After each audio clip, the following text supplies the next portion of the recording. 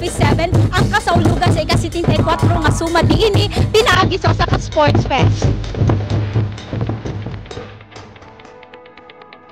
Subay sa tema nga bawat pamilya mahalaga sa bagong Pilipinas, ipakita niini ang pagtinabangay o paghidikalaay isip usa ka pamilya. Gisugdan ang kalihukan sa usa ka santos nga misa ug gisundan kini sa usa ka motorkada gikan sa DSWD Field Office 7 padung sa Barangay Labangon didto sa gymnasium sa AVRC 2. Ang matag team nga orange, red, blue ug green miparada og niabiba sa tanang mga partisipante niini. Nagbutang pod ang matag grupo og nagalain-laing mga booths nga adunay nagkadaiyang mga pakulo.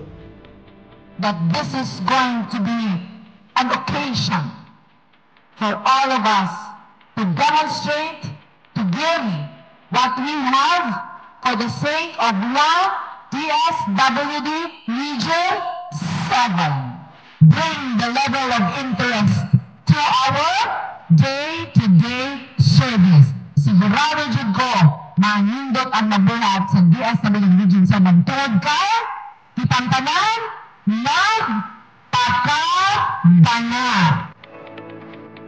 Nagpakita usab sa ilang mga talento, kaanyag ug katapos ang mga representante pinaagi sa Mr. and Miss DSWD Olympics. Migawas pod ang kahanas sa mga empleyado sa DSWD, pinaagi sa mga nagalain-laing duwa ug kamaayo sa pagsayaw, pinaagi sa mga musical theme nga pasundayan.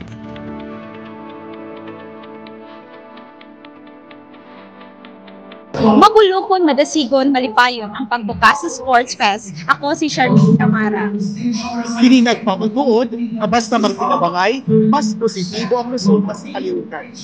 Kini si Kirby Macopia, alas sa DSWD Central Visayas Update.